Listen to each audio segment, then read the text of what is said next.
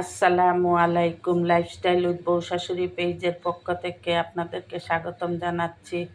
আশা করি আপনারা সবাই ভালো আছেন। আল্লাহর রহমতে আমরাও ভালো আছি। আজকে একটু বাহিরে গিয়েছিলাম, তো দোকানে গেছি কিছু বিস্কিট কেনার জন্য। গিয়ে দেখি হঠাৎ বাটার বন। তা আমি ভাবলাম যে কয়েকটা বাটার বন কিনে নেই, কারণ ছোটোবেলার স্মৃতিতে ফিরে গেছি।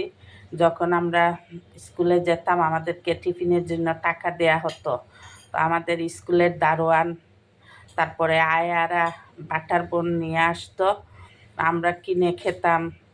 একটা কোনো সময় এই সাইজের হলে 8 আনা, আর আরেকটু সাইজ বড় হলে 1 টাকা দিয়ে আমরা কিনে খেতাম। যার যতটা ইচ্ছা, সস্তা ছিল তো। আর ভিতরে বাটার ছিল, এত মজা। আজকে আমি কিনে এনে তো একবারে বনে গেছি, আপনাদের সাথে একটু শেয়ার করি। এইগুলার নাম নাকি বাটার বন। এই দেখেন, সামান্য একটু বাটার দেয়া আর পিচ্ছি পিচ্ছি। এখনও খাই নাই, না জানি খেতে কীরকম হবে।